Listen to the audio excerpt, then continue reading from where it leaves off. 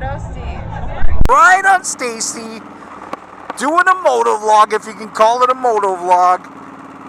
How are things? Well, my channel. Let's see.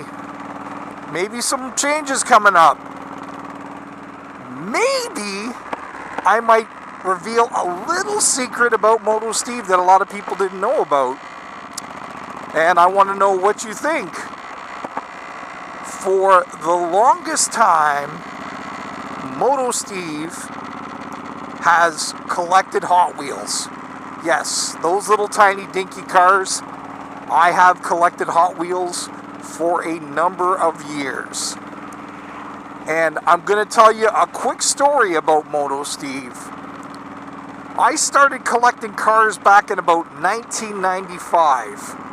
A friend of mine in Toronto, Canada, basically invited me over for dinner because I was moving to another part of Canada, moving to an island, and he wanted to have me over for dinner. So he basically said, "Do you want to see my hobby?" And I was like, "Sure." So we went down to the basement of his house, and let me tell you, this guy had every single wall in his basement filled with Hot Wheels. And then he started telling me the prices of these Hot Wheels and what they were worth, and I'm telling you, my mouth dropped. So I moved to the island, and I started collecting Hot Wheels myself. And because I live on an island, I don't have a lot of other collectors on the island, so I don't have to worry too much.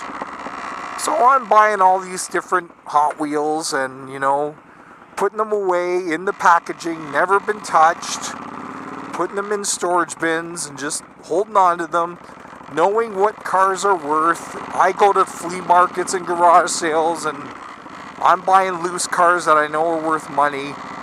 Well, skip forward to 2002, 7 years later. Moto Steve did not have sold his motorcycle to move to Prince Edward Island, so he didn't have a bike for 7 years. I decide, hey, what the heck? So I took 100 of my oldest Hot Wheels, and I put them on eBay just to see what would happen. And lo and behold, those cars sold for $1,500 US on eBay. I could not believe it. I was dumbfounded. I was like, that. I just made like $15 a car. And I bought them for $1. I could not believe it. So I get the money, I ship the cars out to the guy, he's happy, I'm happy.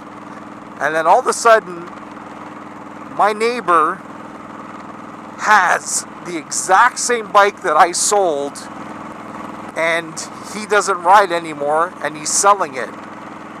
And that's where the fun begins, because I let you know, folks, it was a 1984 500 Honda Interceptor VF, and I love that bike. Actually had that bike when I started YouTubing.